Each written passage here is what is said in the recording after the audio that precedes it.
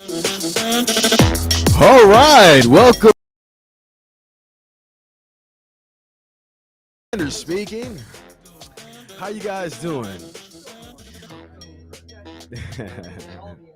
Bringing all the energy, man. The sun is out, man. Look, it's July, man. I'm taking all this heat. I'm taking all the energy, the vitamin D I can get. And everybody needs to get out here and do the same. It is a beautiful day in Milwaukee.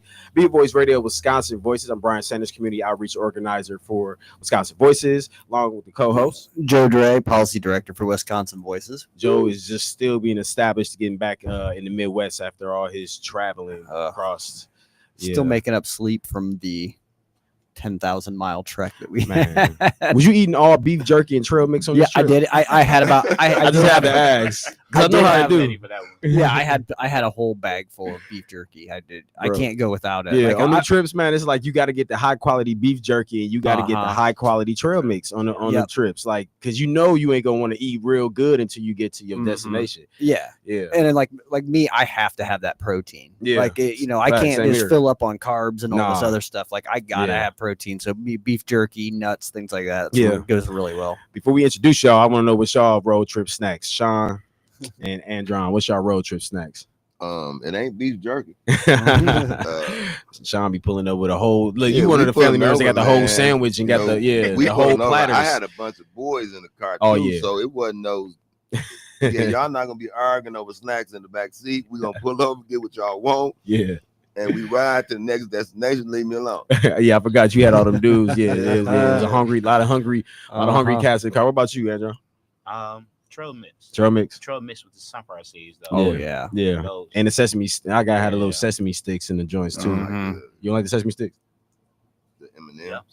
Yeah, I mean, I forgot. Yeah, we got the sweets guy over here. I just shout out to my uncle. Huh? I just eat them at the house. What's that? The sweets? That trail mix. Yeah, trail mix. I didn't know that was specific. Buddy Now Squirrel had the best trail mix, but your Woodman's now they got their own, man. I just like good snacks on the road. I don't want to be eating too much stuff, and then you like, man, pull over, man. Stomach is toe up from that. You got some spots going down between here and Memphis. You go to Boomland, man. You can get a whole. I ain't been to anybody been to Boomland before? I know y'all been to Boomland. I know what's at Boomland. Get you 3-piece, some great, with some gravy, mashed potatoes, green beans, and you be sitting there, and then you got to ride with the person that's driving. In a lot of cases, that was either myself or some other family members or my Uncle T, who's probably listening. Terrace, I'm talking about you, and he would grab a nice big plate. Government. Yeah, I have to. See, listen, it's all good. What up, Terrace? Yeah, right. Yeah, Terrace. Yeah, right. Uncle T. Terrace. No, Terris. Yeah, Uncle T. Uncle T. Yeah, he likes a good meal on the road. So we usually gotta make sure we minding the road with Unc because he be having the good snacks. So if you don't got the good snacks, Unc got the good snacks for sure. So.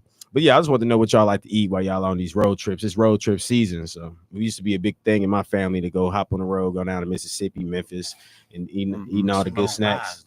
It is, man. That's why we have to have all those snacks in them coolers. Man, all that. As soon as you get past that Illinois, you get down to that red dirt. You already know you down there.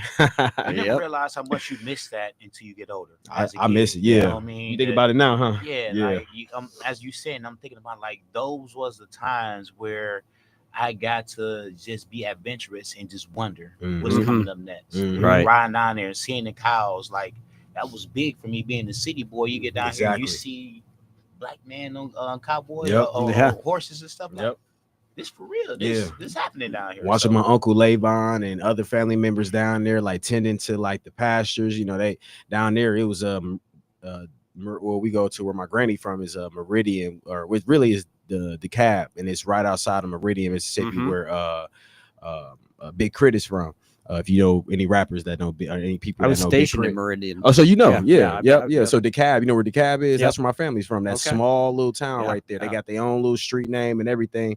Over 260 acres back there that they sitting on. But man, going back there as a kid, I'm thinking like he's saying it. You just like don't know what's coming. It's all new to you. So you just like the smells. And when I would go down there, we went in 2018. I think the anniversary of that trip is this week. We went in 2018. It was just dope to be down there and to mix with all the, the same smell, that same reminder. I said we got a caller too. Debo, I forgot how to do this on this end. Yeah, but caller, we're gonna get to you as soon as we get in.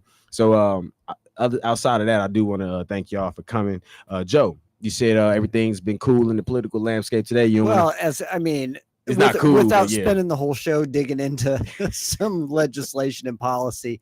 I think we could go down some big holes. I think we got a couple great guests here today. I think we should really focus. I'm gonna get it popping. I ain't been called a great guest. We've done some great work with them. Sean, I see you on the news. Was it Sean? Oh, Sean on the news while we interviewing him. Celebrity. Let me get you to sign my stuff. We ain't doing all that, man. Sean, we definitely gonna get to that. I ain't been called no celebrity. I've been called a lot of other stuff. We're gonna get to that topic too.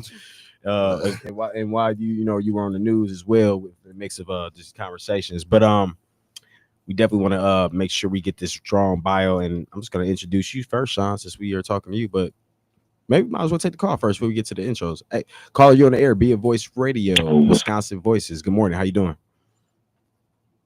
Good morning, yo. Thank you for taking my call. Assalamu alaikum to you, brothers. Yes, sir.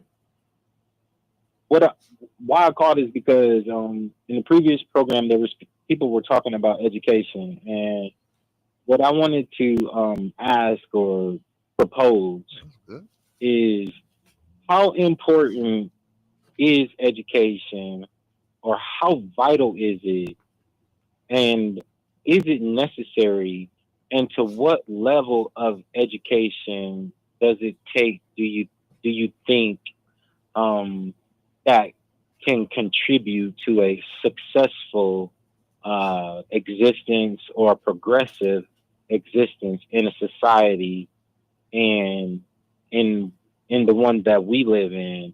And do you think that education is outdated, or that it is unnecessary? And if you have a population of uneducated people, not as if the educated should rule those who have a higher degree or more exposure, I should say, to a particular thing than others. Do you think if that is no longer needed or required, how long can that society actually flourish or even exist?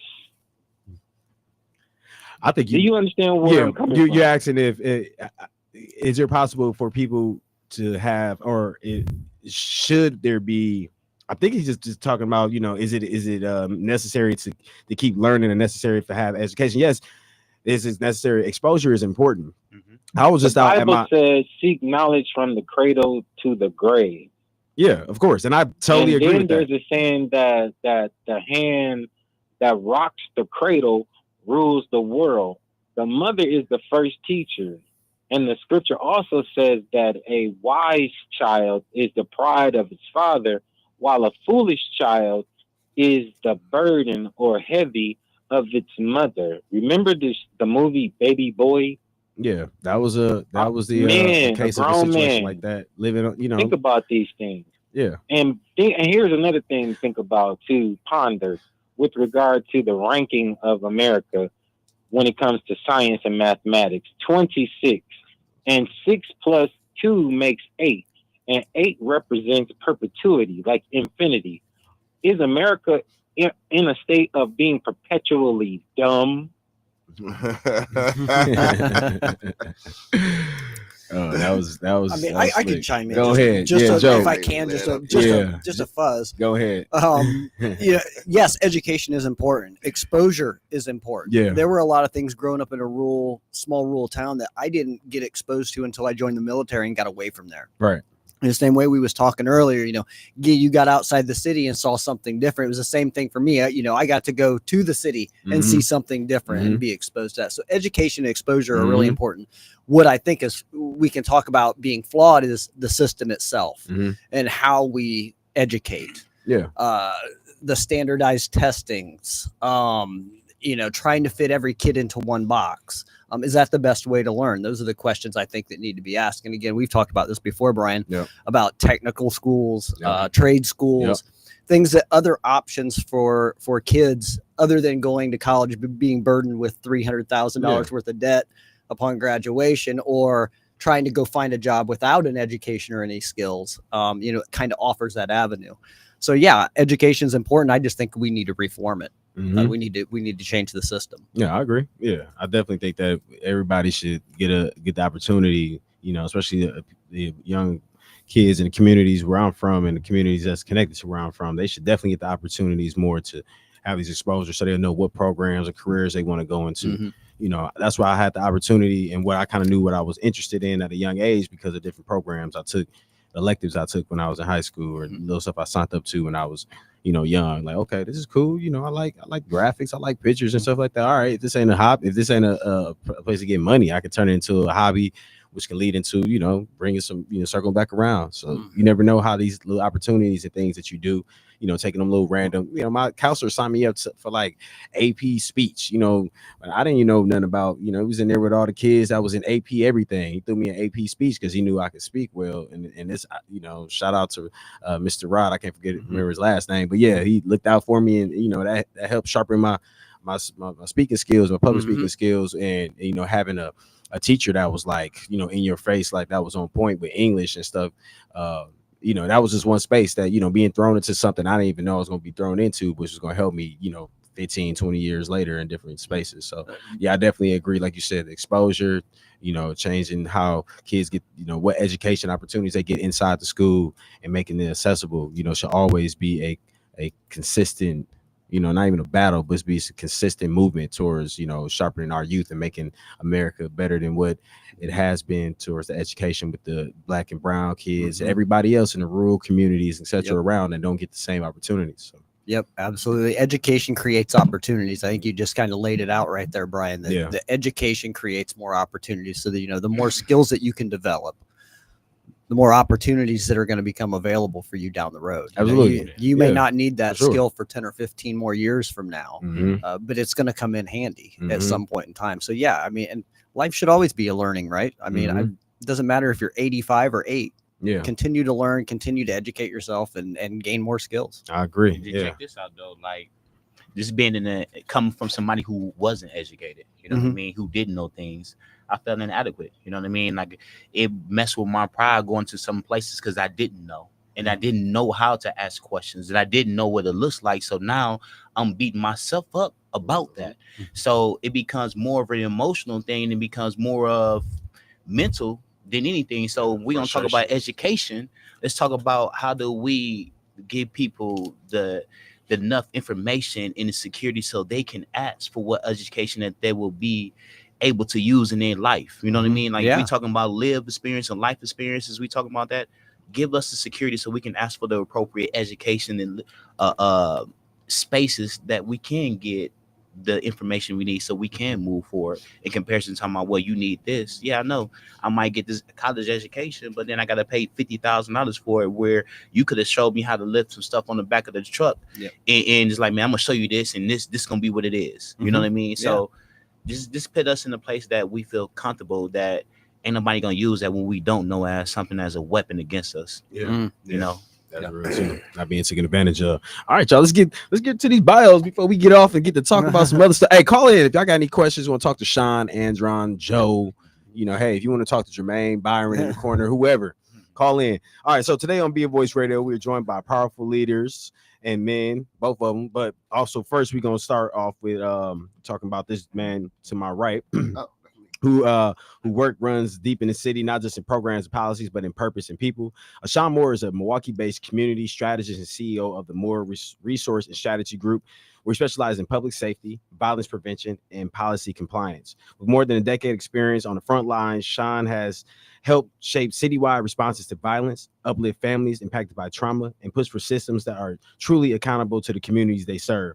But his impact goes beyond titles. Sean is a spiritual father to 6 sons, a mentor to many more, and proudly carries the legacy of his grandfather, civil rights leader, Dr. Reverend Leo Champion, a man who paved the way for justice in generations past. A lifelong resident of Milwaukee, Sean leads with care, and deep commitment to centering Black voices, community healing, and real solutions to complex problems. Please welcome to the show, Sean Moore. Thank you. That was actually beautiful. I know that, somebody wrote that for me because I had them write it. But I didn't know that they did such a wonderful job. So yeah. All right. I'm gonna give you some money soon. That's cool. I Thanks for that. Yeah, shout out to right. Only off the clock. Only off the clock. Yeah. Next guest today's episode will be a voice we honor to welcome brother whose life and leadership speaks volumes as well, not just through words, but through healing, action, and example. Andron Lane is a dedicated advocate, healer, and change maker whose journey through adversity has shaped a powerful voice for justice, mental health, and transformation in our communities.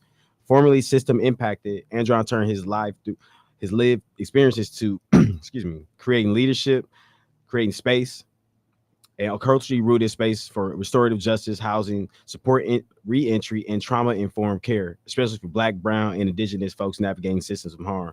He's the founder of another quality lifestyle, support, and advocacy for those impacted by domestic violence and chronic illness. Andron is a full-time student at Marquette University, holding a 3.4. Shout out to that GPA while continuing to lead and serve. He's recipient of the Elijah O'Neill Award for Project Return, the Community Engagement Award for North Avenue 3B, and was nominated for the Comeback Father of the Year. That's what's up. Whether through meditation, movement, voting advocacy, or vulnerability workshops, Andron Lane walks in healing and invites others to do the same. Please help me welcome to our another guest, our second guest, Mr. Andron Lane. What's up, y'all? What's going on? Welcome. What's up? Let's get to it. Let's get to it before the first break. We're gonna take a break in about 4 minutes or so. So you both came into this work not just through education but lived experience. Can you share some of the moments that made you say I have to step up and do something different for the city? Go on, whoever wants to go first. You want me to go? It's up to you. Sean. May 13th,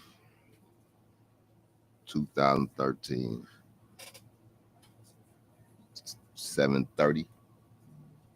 Taking my sons to school, and I got a phone call that my nephew was killed.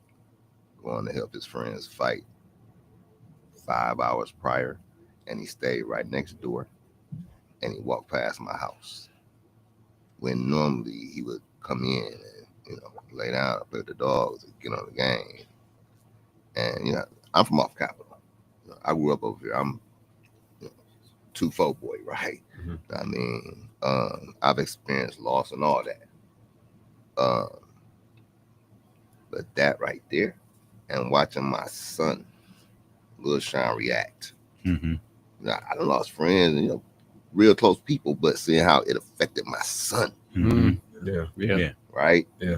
And if it affected him like that, what about the other 4 that's watching him? Mm-hmm. Then I drove up to Titonia Ruby. I saw so many young cats that reminded me of me and my guys. And that pain. And the moment in that church, man, 1,000 young men and women in one room together. And all I saw was power. I saw the pain that could turn into power. And what they kept telling me, who gonna help us though? I felt like that. And I told them that day forward, I would do everything in my power to make sure that they didn't have to experience that pain again. That's real. That's a changing moment. I appreciate you for sharing that right there. Sorry for your loss. Yeah, sorry for your loss, big time. Yeah, prayers to the family and your siblings who were impacted by that loss. As far as for you, sir, same question. What made you step up and have said you got to do something different? I think for me, when I started asking about myself, you know what I mean? You can't talk about a community care plan when you don't know what a community care plan look for yourself. So a lot of guys know me in the streets is that when I see you, I'm going to tell you I love you and I'm proud of you. When I look in a lot of these young men's eyes, and the first time they hear man tell them they proud of them and love them, they break down and look down. I'm like, no, look at me. Look me in the eyes. Knowing that in myself, I haven't had somebody do that to me. So what made me want to step up and do a lot of work in the community because I'm searching for me and spaces for me to be safe and have security and feel love. So why not be an ambassador for what I want to see? And then I'm a firm believer. I got a 5-year-old son. He gonna be out here. His brother just called a homicide, and he ain't nothing but 15. So I don't know what I'm doing half the time. I just want to take up space and be present, letting people know that it's somebody out here that care. Right. Very responsive, y'all. I appreciate it. I mean, yeah, we out here. I remember me and you had this conversation. At one point you asked me, do you feel like the OGs was around for you when you was growing up in certain spaces? And I was like, man, not as much as you would actually thought. I really didn't have too much pouring into me outside of the family. And that's my generation. Yeah. You know what I mean? Yep. You know, the generation that was affected by their parents losing those sustainable jobs, right? Yeah. Crack. You know what I mean? Grandparents getting hooked. Parents getting hooked. We failed our generation. We were taught, though. Before all that took place, some of us were taught. We were trained. Yeah. But we failed the generations after us. Some of us did. I'm not gonna say all of us. Some of us did. We became selfish. We became selfish. We forgot about the village. You know, them same grandmothers that used to yell at us. We started yelling at them, telling them to go in the house, and we watched that happen. And look at it now. Yeah. Yeah, so, it was a lost art in the foundation of the family. When we come back, we're gonna finish up. Joe, man, how you go ahead and rock it off for us? But yeah, that's a good start, y'all. Be a Voice Radio, Wisconsin Voice. I got Sean and Andron in the studio alongside co-host Joe. We'll be right back.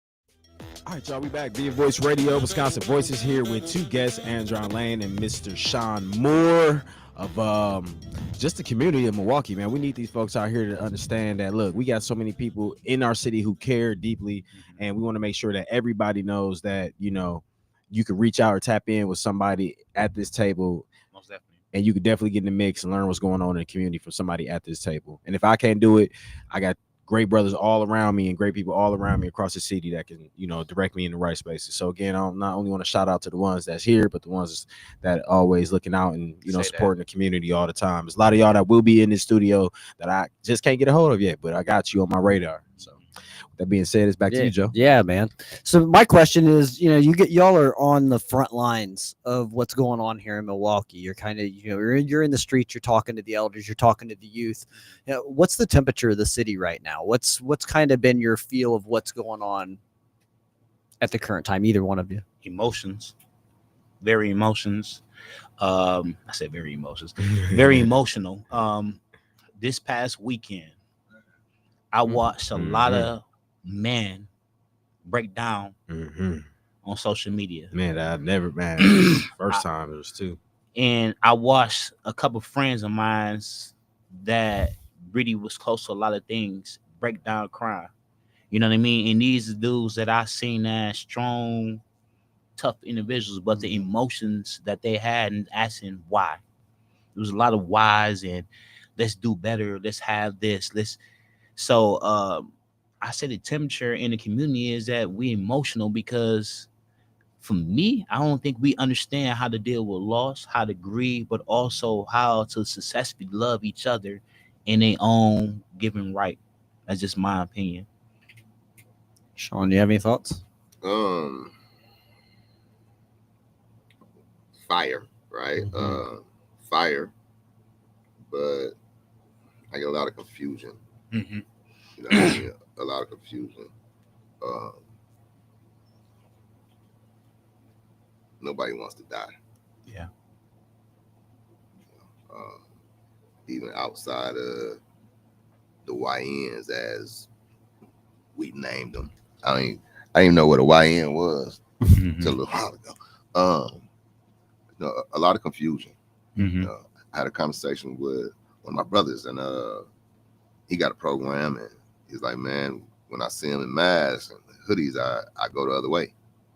And I took offense to that because I got 6 sons, and my youngest wear hoodies and masks. Still, we was in New Orleans for a while. That's the culture down there, regardless, right? Yeah, it can be 110 degrees, humidity 90. Them youngest got on hoodies. So we had a conversation 30, 40 minutes where I'm trying to get him to make me understand how we as leaders and fathers basically say, you know what? I fear what I am and walk away. I fear what I bred and walk away.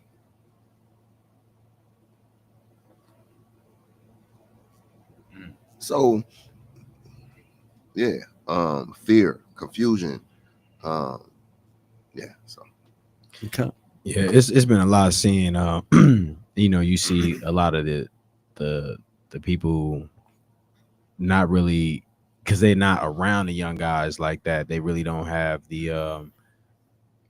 They're not as, you know, comfortable around them with the mask and the hoodies on, because what we've seen so much just by riding through, and a lot of people don't look at it because you know, it's young guys I see that got them on, and I'll look right past the, you know, the hoodie and the mask. But then sometimes it's just the eye contact or some of the connection you have, like depending on how close they are in my proximity, you know, you'll speak, but then sometimes you can tell if they not giving you eye contact, they in a whole nother space.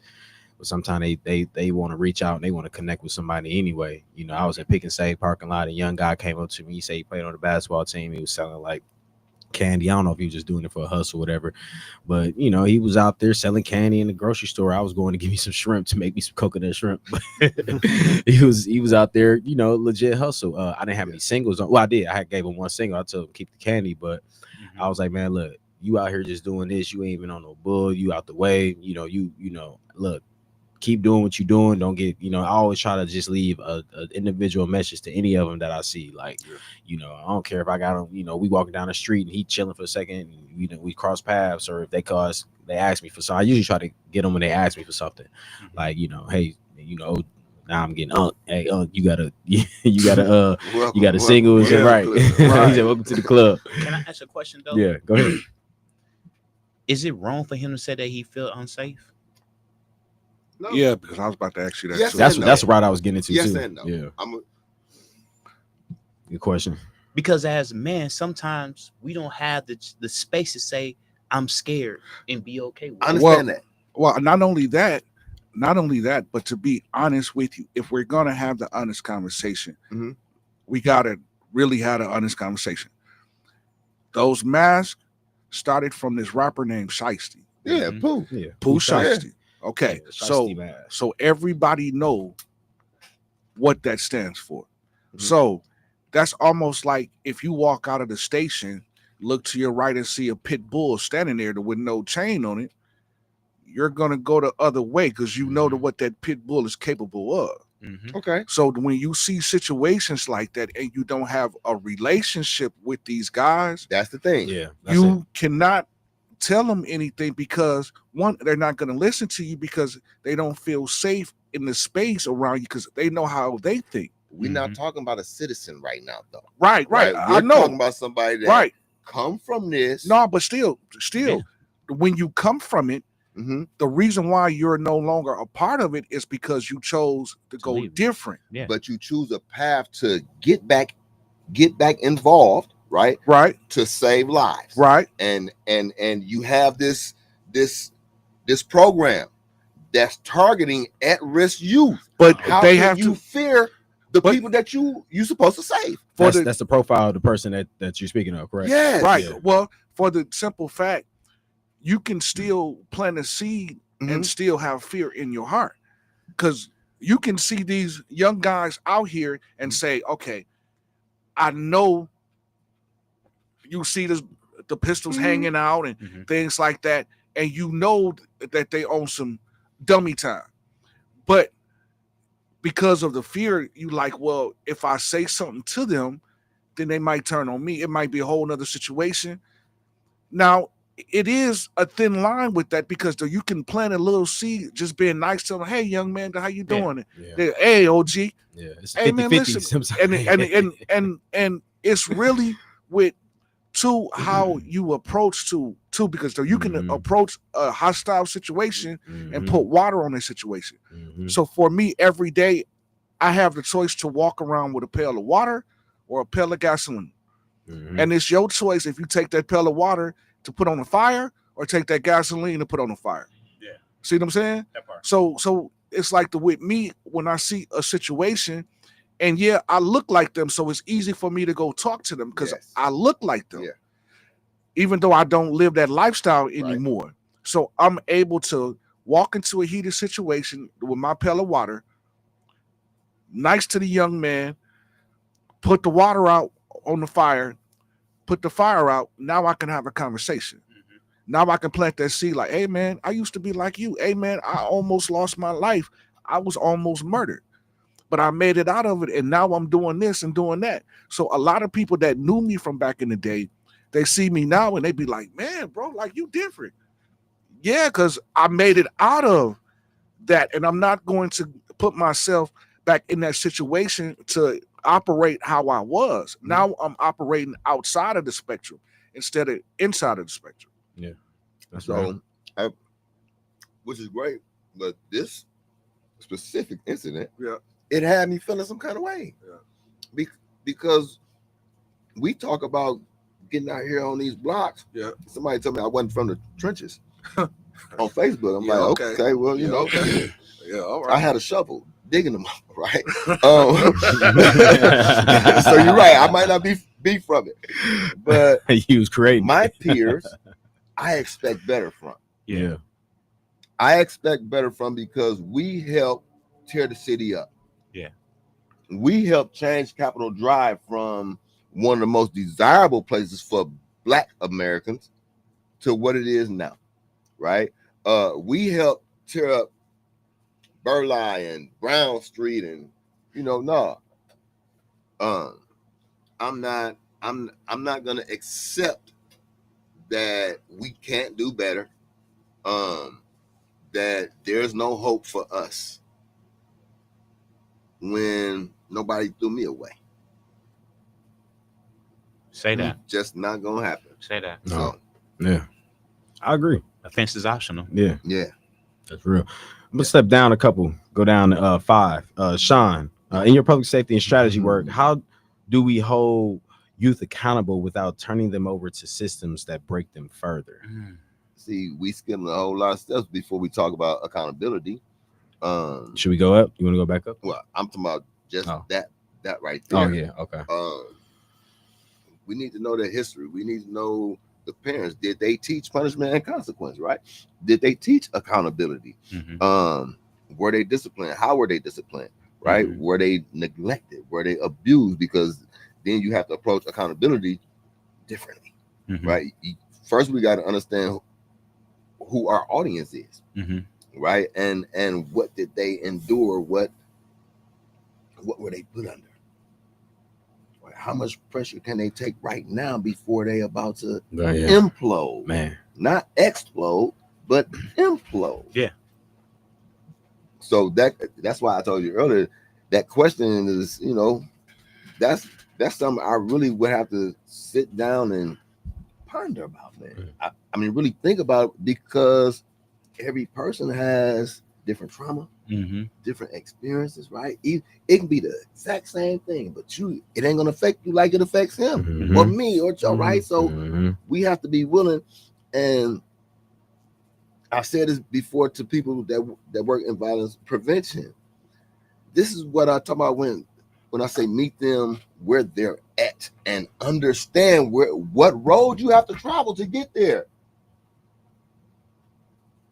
Somebody that doesn't understand poverty and trauma is not going to have the same effect on the young man that's living that.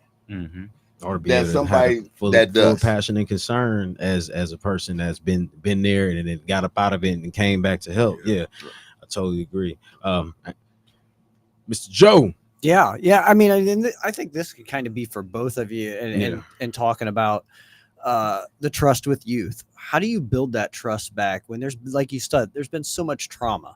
They've been exposed to so many different things, violence and poverty in the home and so many different obstacles to overcome. How do you build a trust with them? Either one of you. It's different. Like you said, everybody is different. I have a line. So I used to be the gym manager at Org. And while I was there, we had a group of young kids. And the group of young kids was getting, upper management was getting on saying that they wasn't cleaning up. They wasn't doing the things right. Like they didn't pick up. But the kids were cleaning up. The thing is that they was never showed how to effectively clean up the bathroom. They was going in and just spraying up and picking up the trash. They ain't never got shown how to wipe behind the toilet stools or do all the really deep cleaning.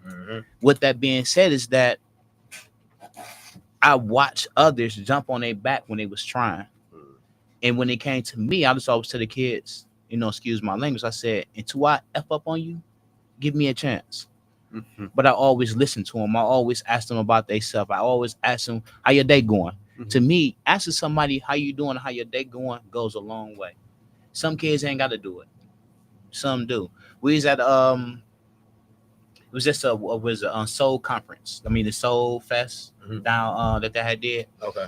A good friend of mine's, Grace. Last week was that the one they did? Peck Auditorium. Yeah, Grace Cole. She does hair. So she had to spin the wheel. And to spin the wheel, you have to do wherever it was. And the spin wheel was just go give a random person a hug. It was a kid out there working. I walk up to the kid, I say, "Excuse me, how you doing? You mind if I give you a hug?" She's like, "Yeah." And she said, "I needed that." So it's just like, at the end of the day, I don't use the word try. I do things of seeing people. I don't ever want to walk past you like I don't see you, because I felt like Sean said, I felt like nobody seen me. So with that being said, it's like I do my best at seeing people, asking them how they doing, but also acknowledging the individuals. That's what I do. I acknowledge the kids, and over a period of time, they tell you why they got their hood on because my hair crazy. Look at it. They tell you why they got this mask on, man. You know, ooh, they smile like, man, come on, let me see them. Come on, man, stop it. Like it comes as let's talk to the kids. Let's have a conversation. When I don't come in here, you smoking weed on the block. I'm like, man, you got some weed. There ain't no Zaza. I'm like, I don't know. I'm not trying to tell you how to live your life, right? Because at the same time, I don't know what trauma you go through. I don't know what survival wars you go through out there. I'm gonna see you and say that, hey, I'm happy you're here. And I'm seeing you and not viewing you. Awesome answer. Awesome. Real than that. How we doing? How we doing on time, Mr. Ride Out, sir? Before the next break. All right, y'all. You know, give us some nice 2 to 3 minute responses for this. What's one system in Milwaukee, whether it's education, housing, or reentry, that you believe needs to be completely reimagined to actually serve our people? All of them. Woo! All of them. There we go.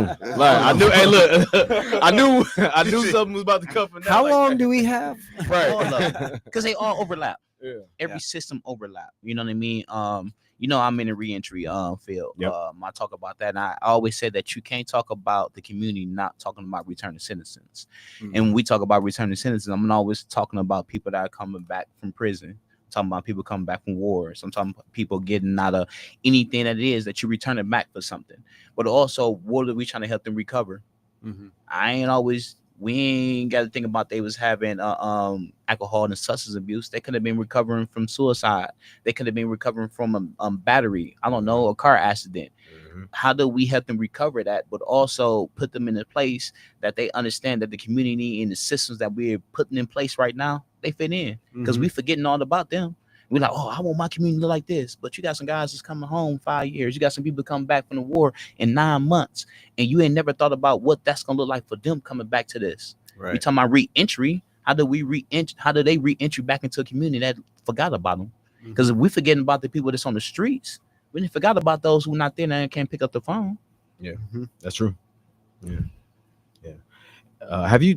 And just a sidebar question: Have you seen with doing what you've been doing? I know the state of Wisconsin has been speaking of implementing more. And when I was working for the state, it was more into the training, and they used to talk about the buses and the training, the off-site computer systems and all that they would use and set them up shop at the prisons and stuff like that. Has that been beneficial to what you've seen for people that you may have known that went through those programs? Because I mean, again, I was working for the state like 4 years, almost 4 years ago, 3.5. Like, have you seen that? Just real quick, have you seen any changes in that, or people really taking advantage of that from the ones you know? Yeah and no. Okay. Okay, that's cool.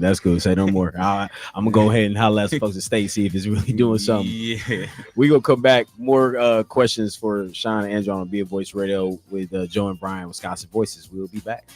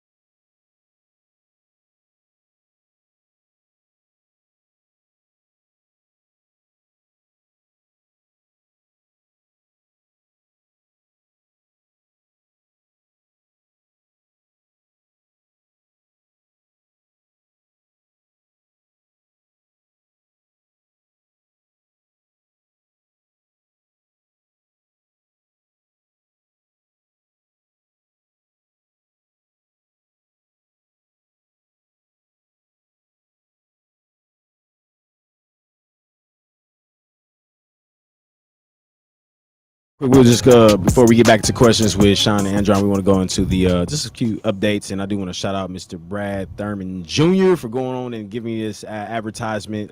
You got Camp Zongo for Peace, Father, Son, and Friends Retreat is coming up. If y'all got any information or want any information on this, please holler at me or holler at anybody that you know from Mr. Brad Thurman Jr.'s camp. This boys and men age 7 to forever. This is a camp for for all right.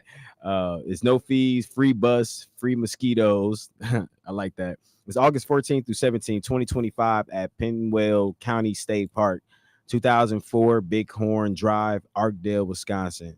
If you are interested, please let me know. This camp look like it's a nice time for men to get together and hit a retreat. He said it's a community grills, a lot of love and pouring into the young adults and the young men that be there. So if there's something up your alley, that's a good question. I look like tents from the advertisement, so I'm guessing it's gonna be tents.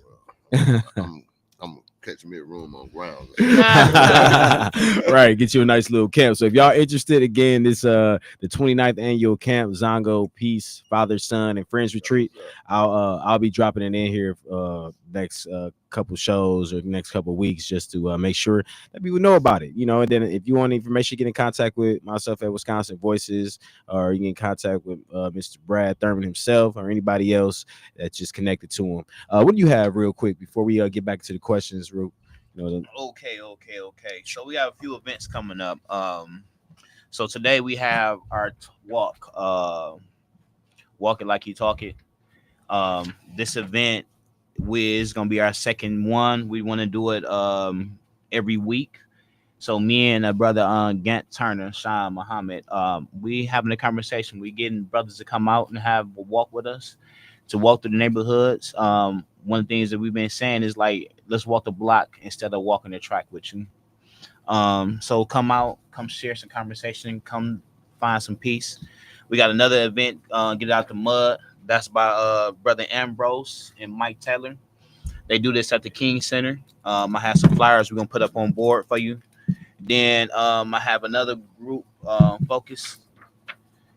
So I think he placed them on the line. He put them up there, all the flyers and stuff for the apps. If y'all can, man, check them out, register. At the end of the day, though, bet on yourself.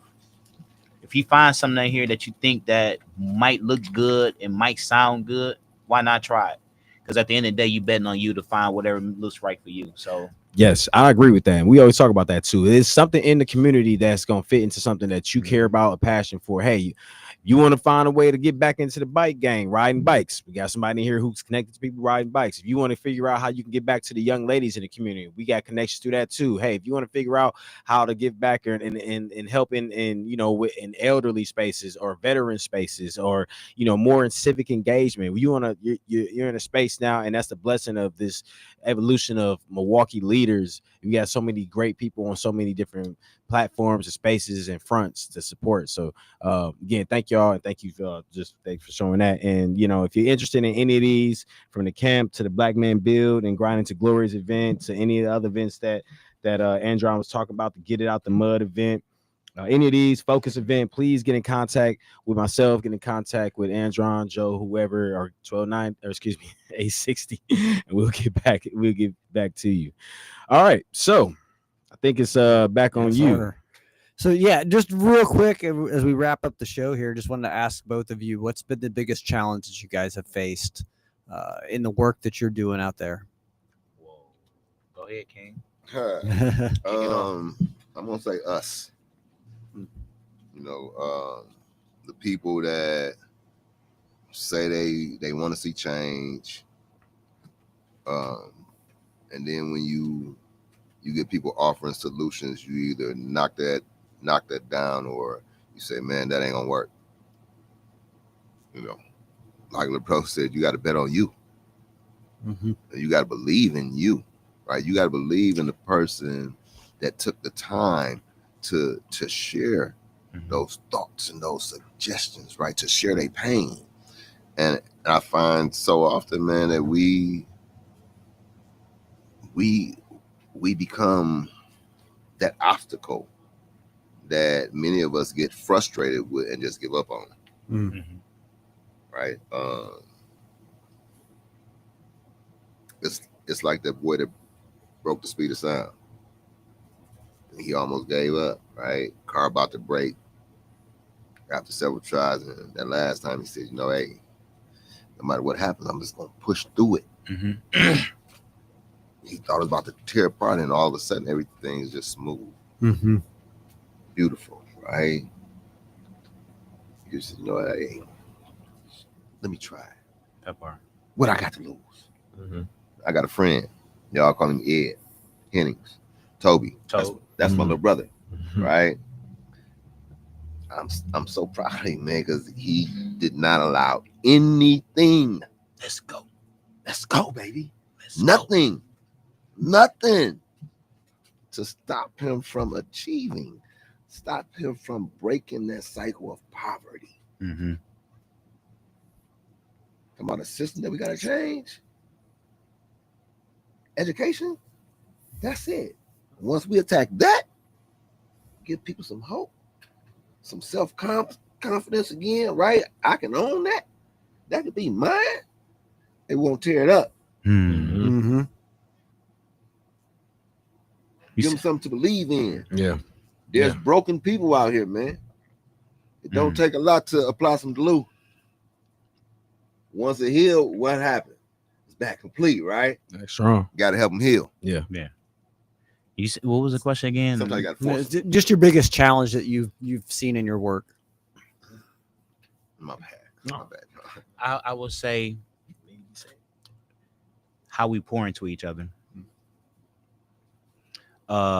It's challenging when people had never received love and you tell them you love them and they don't know how to feel.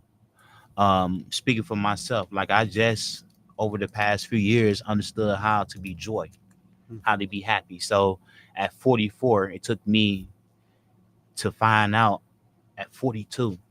So that whole period of time, I wasn't happy. I didn't understand joy. I was going through my own trauma and struggles. So even when somebody was pouring into me, I didn't know how to receive that. I would like to change the system of how we tell each other we love each other.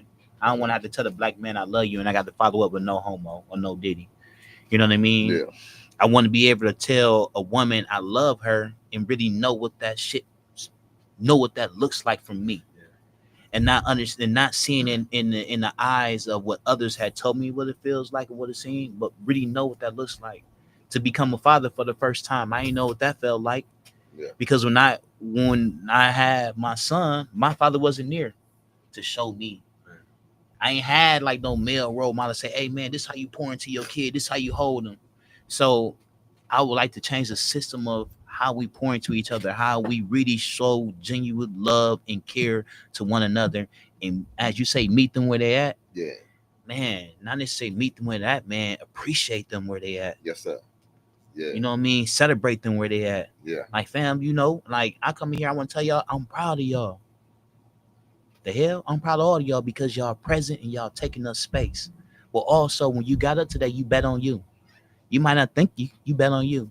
And also, let's teach or support individuals to stop looking at success as a scary thing that you might succeed.